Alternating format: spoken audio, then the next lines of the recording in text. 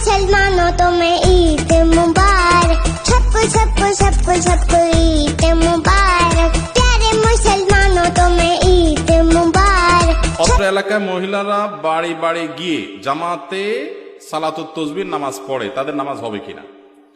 মহিলারা বাড়ি বাড়ি গিয়ে সালাতুত তাসবিহ নামাজ পড়ার যদি কোনো সিস্টেম বানিয়ে রাখে এলাকাতে, তাহলে সেটা বেদাত হবে। বেদাত মানে ইসলামের নামে বানোয়াট কাজ। তাহলে এই বানোয়াট কাজ করলে সওয়াব হবে না, গুনাহ হবে, গুনাহ। নবী করিম সাল্লাল্লাহু আলাইহি সাল্লাম বলেছেন, ইসলামের ভিতরে কেউ নতুন করে কোনো কিছু আবিষ্কার করলে সেটার না হবে ভ্রষ্টতা, আর ভ্রষ্টতার ঠিকানা গুমরাহি, জাহান্নাম। অতএব বেদাত করলে তার ঠিকানা কি হবে? জাহান্নাম হবে। খবরদার। নফল নামাজ আপনাকে সালাতুত তাসবিহ জামাতের সাথে পড়ার নির্দেশ কোথায় দিয়েছে? কোরআন হাদিসে কোথাও নেই। সেখানে আবার মহিলারা বাড়ি বাড়ি গিয়ে, এটার ইসলামে কোনো সুযোগ নাই। এটা সম্পূর্ণ এবং পরিষ্কার বেদাত। এই বেদাতে লিপ্ত হলে আপনি গুনাহগার হবেন এবং নিজের আমল নষ্ট করবেন। আমি একজন নব মুসলিম, আমার যাকাত, ফিতরা, সাদাকা ইত্যাদি আমার অমুসলিম গরিব আত্মীয় স্বজনকে দেওয়া যাবে কিনা? প্রথম কথা হলো, অন্য ধর্মের মানুষ গরিব হলে তাদেরকে সাহায্য সহযোগিতা ইসলাম করতে বলে, করা যাবে, কোনো অসুবিধা নেই। আমরা আমাদের আসুন্নাহ ফাউন্ডেশন থেকে অনেক এই বন্যার সময় ত্রাণ ইত্যাদি আমরা সেদে সেদে অমুসলিমদেরকে দেই। আমি সিলেটে গেছি ত্রাণ দিতে, আমি শুনলাম একটা গ্রাম হিন্দু গ্রাম, আমি বললাম ওই গ্রামে ট্রলার ভিড়াও আগে, সেখানে আগে দিব। আমি নিজে ঘরে ঘরে গিয়ে পুরো ত্রাণের বস্তা তাদেরকে দিয়ে তারপর অন্য জায়গায় গেছি।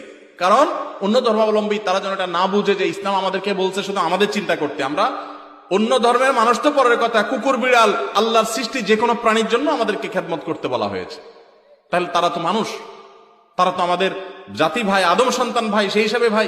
সো তাদের জন্য আমরা অবশ্যই দান দক্ষিণা করব। কিন্তু যাকাতের টাকাটা নির্দিষ্ট খাত আছে, ওই খাতেই ব্যয় করতে হবে।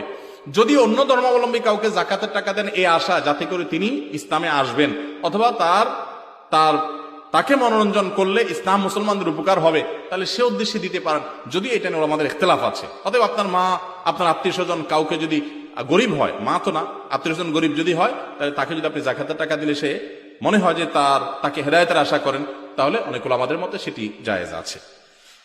মা বাবা নামাজ পড়ে না, বাবা মদ গাঁজা সেবন করে, কিন্তু তার ছোট ছেলে মেয়ে আছে, এখানে সাহায্য সহায়তা করা যাবে কিনা? অবশ্যই ছেলে মেয়েদের সাহায্য করবেন। বাবা অন্যায় করলে তাদের কি দোষ আছে? তাদের জন্য সাহায্য অবশ্যই করতে পারবেন। তবে আপনার সাহায্যের টাকা দিয়ে যেন ওই বেটা মদ গাঁজা না কিনলে খেয়াল রাখতে হবে।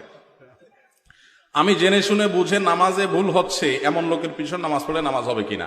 ভুল কেমন হচ্ছে এটার উপর নির্ভর করবে। বড় ভুল হয়, অর্থ বিকৃতি হয়, তাহলে এর পিছনে নামাজ পড়লে নামাজ হবে না। ছোটখাটো ভুল হয়, নামাজ পড়া যাবে, নামাজ হয়ে যাবে। ভিন্ন ধর্মীরা কেন জাহান্নামে যাবে?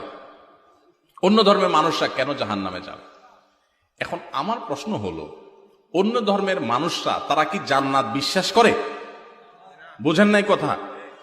যে মুসলমান না সে কি জান্নাত বিশ্বাস করে? তাহলে আপনি তাকে জান্নাতে